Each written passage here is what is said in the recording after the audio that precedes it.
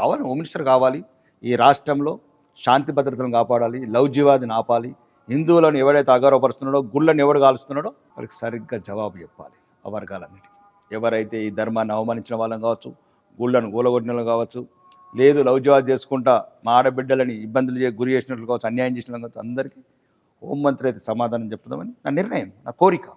తెలంగాణ వ్యాప్తంగా శాంతి భద్రతలు, తెలంగాణ వ్యాప్తంగా పేదోడు పోలీస్ స్టేషన్ మెట్లెక్కేటట్లు కోరిక ఉంది.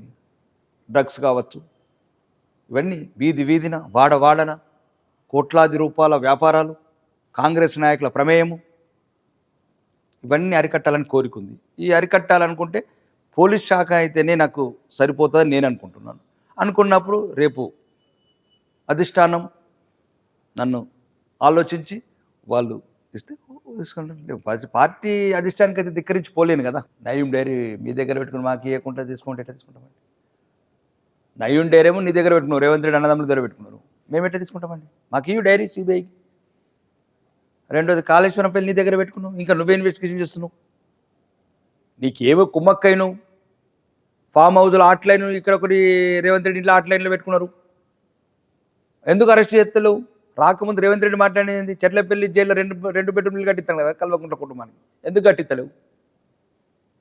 ఏమైంది? టెలిఫోన్ ట్యాపింగ్ రాగానే ప్రభాకర్ రావు నిలబెట్టి ఇస్తాను కదా, మళ్ళీ వాళ్ళ కుటుంబ సభ్యులతో వ్యాపారాలు చేస్తున్నారు మీరు.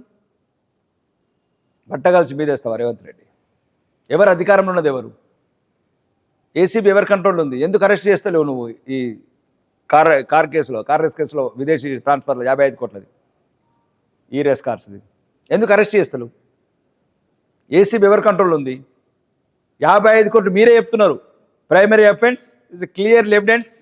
మంత్రివర్గ ఆమోదం లేకుండా, ప్రభుత్వ అనుమతి లేకుండా, ఆర్బీఐ గైడ్లైన్స్కి అగ్నెస్ట్గా 55 కోట్లు ట్రాన్స్ఫర్ చేసినామని క్లియర్గా మీరే చెప్తున్నారు. ఎందుకు అరెస్ట్ చేస్తలేదు? తెలంగాణ ప్రజలు ఆలోచించాలి. ఎవడితో కుమ్మక్కైండు? ఎవరితో కుమ్మక్కైండు?